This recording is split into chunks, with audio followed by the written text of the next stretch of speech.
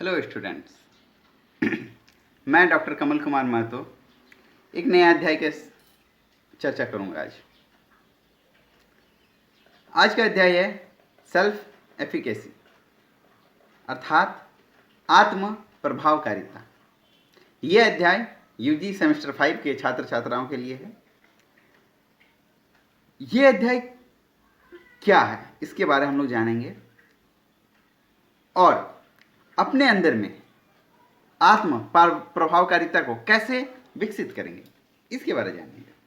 और ये भी जानेंगे कि अगर अपने अंदर आत्म प्रभावकारिता नहीं है रहे तो क्या होगा। सर्वप्रथम ये जानिए कि आत्म प्रभावकारिता क्या है। तो आत्म प्रभावकारिता वह चीज है जो आपके अंदर जो क्षमता, आप नॉर्मली ये कह सकते हो कि क्षमता है कार्य करने की, उस क्षमता को ही करते हैं। जैसे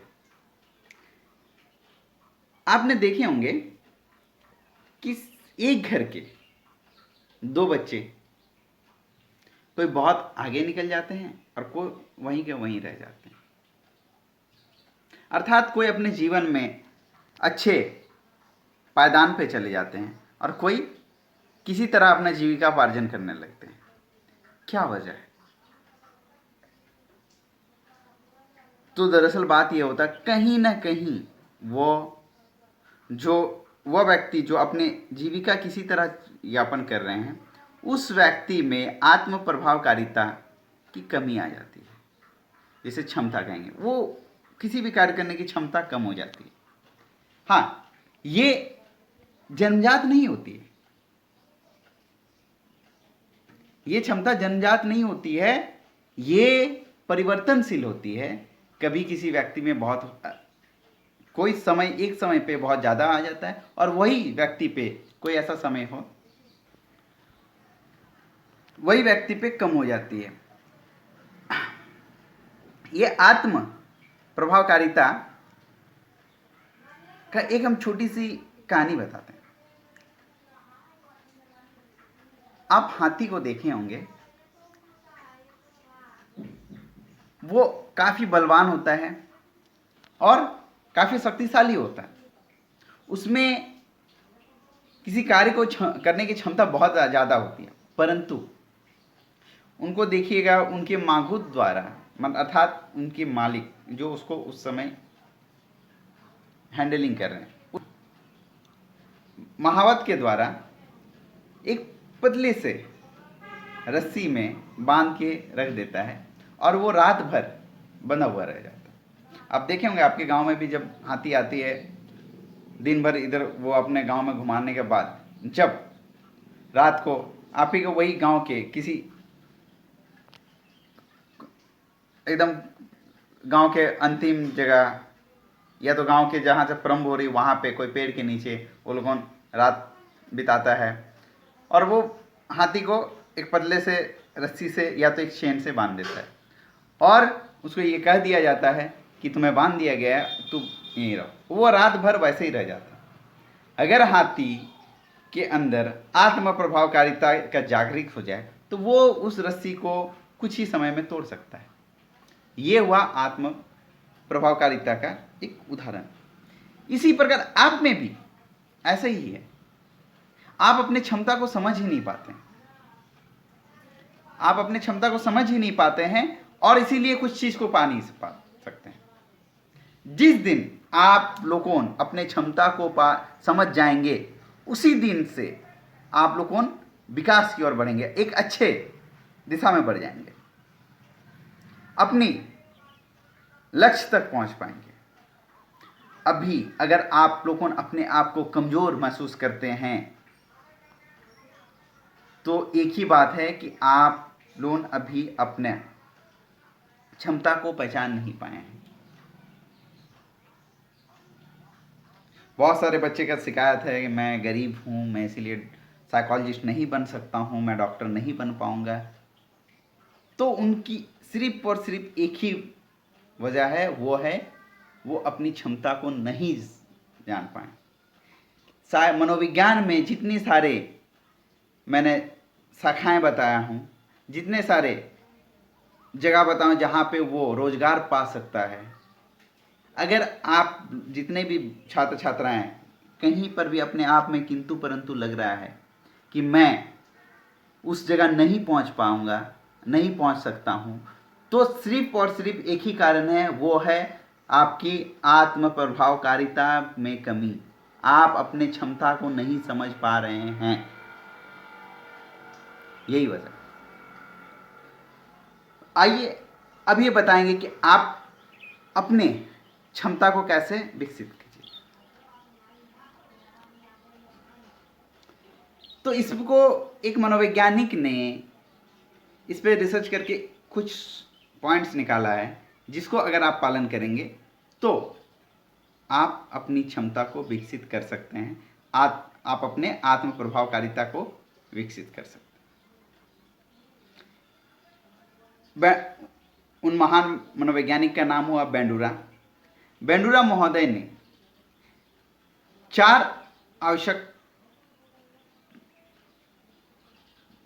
आवश्यक चीज के बारे वर्णन किया है,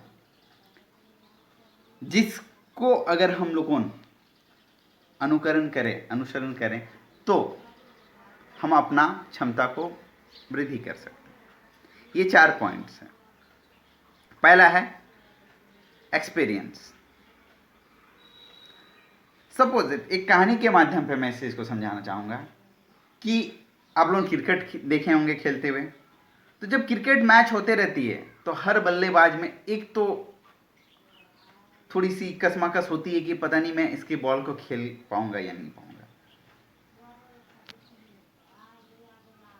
परंतु जब वही ऐसा होता है कभी कभी कि वो पार्टी, जैसे कि सपोज दैट भारत और पाकिस्तान का कई एक मैच हो चुका रहता है, और वहाँ पाकिस्तान के जो बॉलर हैं उसकी बॉलिंग को हिंदुस्तान के जो बैट्समैन है कई बार खेल चुका है। तो इसमें क्या हो जाती है, उसकी मन में एक क्षमता जग जाती है कि अरे इसका तो पहले भी मैं खेला हूं, एक्सपीरियंस, तो आज भी मैं बेहतर खेल सकता हूं। एक हुआ। दूसरा पॉइंट्स में है सहभागिता का एक्सपीरियंस। सहभागी जो सपोज दैट कोई ऐसा है हिंदुस्तान के टीम में जो पाकिस्तान के बॉलर का बॉल को नहीं खेला है, परंतु देखा है कि अरे ये तो वो उसने खेला है, ये तो उसने खेला है, तो शायद मैं भी खेल सकता हूं और मैं बहुत अच्छा खेल पाऊंगा, क्योंकि उसका मित्र ने उसका बॉल को खेला है और इसको पता है कि मैं और मेरा मित्र की क्षमता लगभग समान है, तो मैं भी कर सकता हूं। उन्होंने किया तो मैं भी कर सकता हूं। ये एक चीज है। ये इस चीज का आप एक और अच्छा उदाहरण देख सकते हैं अपने गांव में ही। एक समय था कि मैट्रिक पास बच्चे नहीं हुआ करते थे गांव में। अभी क्या हो गया है कि आम सी हो गई है कि हाँ, उन्होंने मैट्रिक पास किया तो मैं भी कर लूंगा, उसका ये किया मैं भी कर लूंगा। ऐसा बहुत सारे गांव है, बहुत आपके कॉलेज के जस्ट कुछ ही दूर में एक गांव है घीकुली आमडंगा, ये गालूडी एरिया में पड़ता है, घाटशिला गालूडी। यहाँ पे जितने भी बच्चे हैं उनकी एक क्षमता जग गई है कि जॉब लेना बहुत इजी है। क्यों? क्योंकि उन्होंने वो गांव में ऐसा एक प्रचलन बन गया कि इजीली जॉब मिल जाती। जितने भी लोग हैं लगभग लोग रोजगार सरकारी सर्विस में हैं। तो ये धारणा बन गई, ये क्षमता, क्योंकि उसके सहभागी उन्होंने किया, तो उसके एक्सपीरियंस के अनुसार अपने आप में क्षमता विकसित करना। तीसरा है कोच या शिक्षक। जैसे कि शिक्षक वो जब आपके मनोबल को बढ़ा देता है, कि कभी कभी ऐसा होता है कि आप में वो नहीं रहती क्षमता कि मैं ये कर पाऊंगा या नहीं पाऊंगा, परंतु जब शिक्षक उसको बार बार ये बोलता है कि आप कर पाओगे, तो देखिएगा उसमें अंदरूनी क्षमता विकसित हो जाती है और उस कार्य को कर जाता है। ये बहुत ज़्यादा दूर इसके एग्जाम्पल के लिए नहीं जाना पड़ेगा। आप भी लोग अपने आप में देख लीजिए कि जब आप लोगों नोएडा जाने वाले थे, जो 4 बच्चे नोएडा गए थे।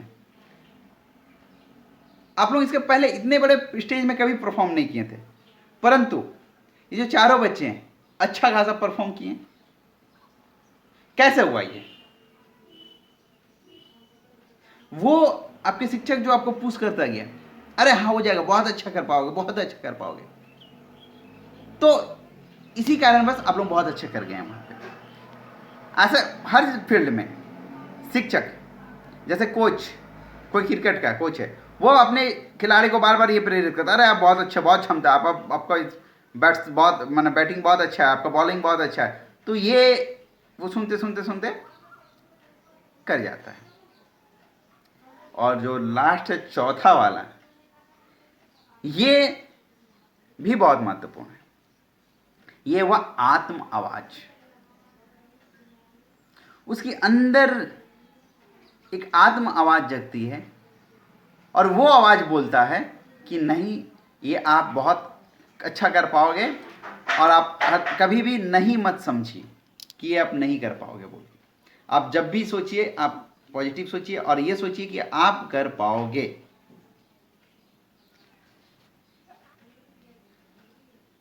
बहुत अच्छा कर पाओगे। इसकी आप एक ज्वलंत उदाहरण देख सकते हैं। अभी वर्तमान में आप लोग जितने बच्चे रामायण महाभारत देख रहे हैं, इसमें एक कैरेक्टर दिखाया गया है एकलव्य का।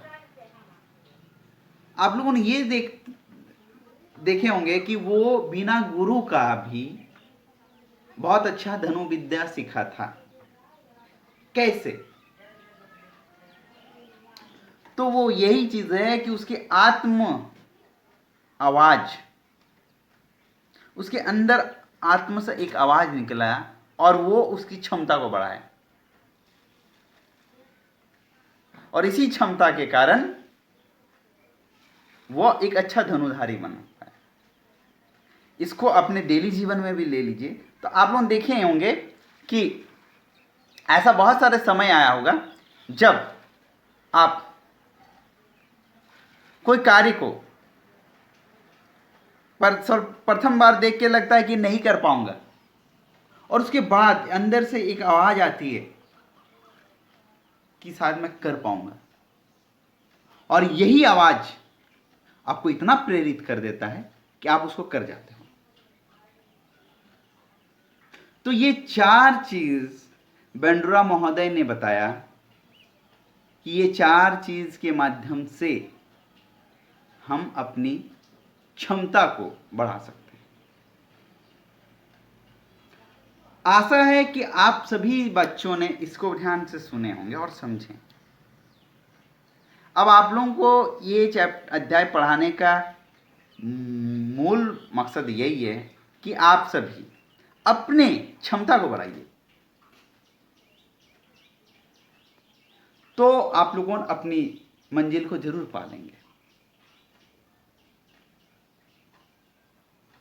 आशा है कि आप सभी ने इस चीज को समझे अच्छी तरह से। आज के अध्याय को मैं यहीं समाप्त करता हूं। धन्यवाद।